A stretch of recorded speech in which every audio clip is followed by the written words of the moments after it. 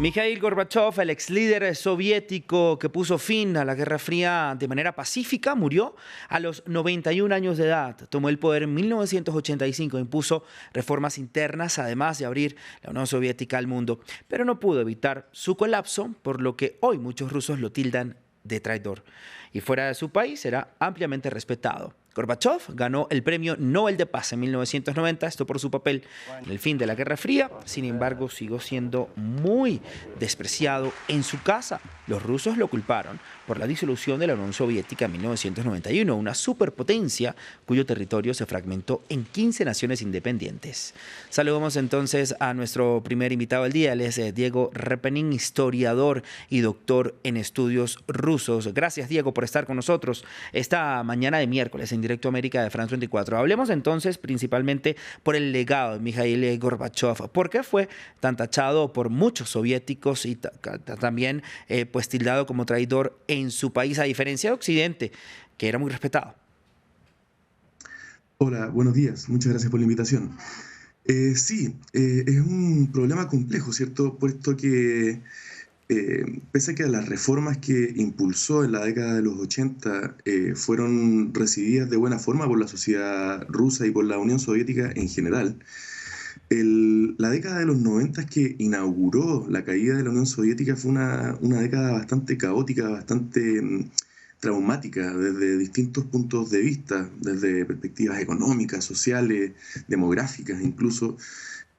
Se inauguraron una serie de conflictos al interior de las cenizas, digamos, de lo que quedaba de la Unión Soviética, que hacen que el legado, digamos, que Gorbachev deja a la ex Unión Soviética sea uno conflictivo y no recordado necesariamente de forma cariñosa.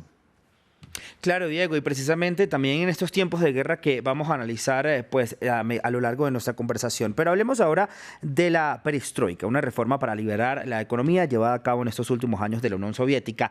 ¿En qué falló? Bueno, son varios factores, ¿cierto? Pero el buscar, ¿cierto?, liberar la totalidad de la economía sobre una economía que había estado, como sabemos, ¿cierto?, organizada sobre principios centralmente planificados y liberar, digamos, la fuerza económica de forma intempestiva durante la década de los 80 fue claramente un problema con el que no se supo lidiar. Y claro, en ese sentido, las críticas que también vinieron aparejadas con el desarrollo de la glasnost fueron también factores que comenzaron a girar, digamos, la opinión pública en contra de la posición oficial. Y en ese sentido fue una situación que comenzó a lentamente a salirse de las manos y comenzó a ser utilizada por otras agendas políticas que comenzaron a tener protagonismo dentro del escenario ruso.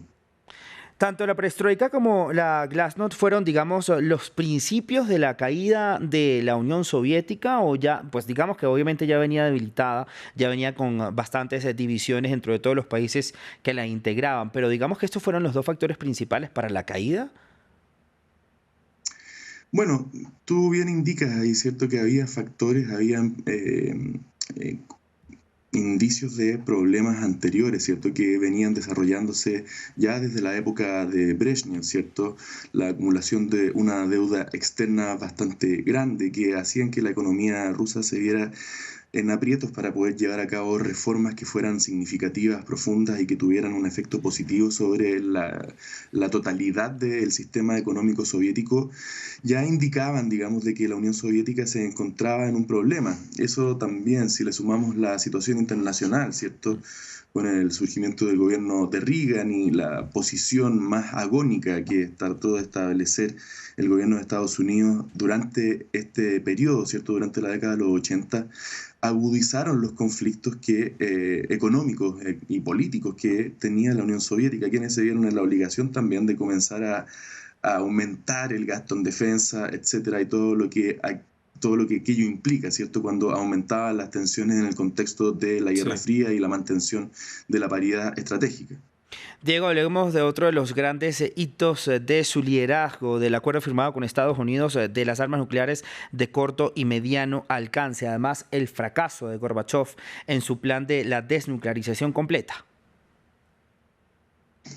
Sí, bueno, ese fue tal vez uno de los puntos más graves que hicieron probablemente que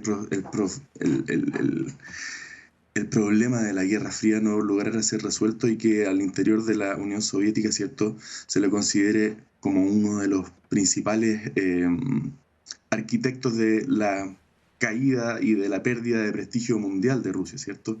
Claro, desde el punto de vista internacional, como señalaban la sección anterior, esto significó, claro, una valorización muy grande a nivel diplomático, ¿cierto?, por el hecho de ser el arquitecto de un sistema de paz mundial, ¿cierto? Pero claro, al interior de Rusia también eso significó el crear las condiciones para el desmantelamiento del poder, digamos, que sostenía a la Unión Soviética como una potencia internacional. Otra de las cosas importantes que pasó durante su liderazgo fue el desastre nuclear de Chernóbil. También como esto le generó pues jugar en contra, ¿no?, de su imagen. Claro, y sobre todo en el contexto de la Glasnost, ¿cierto?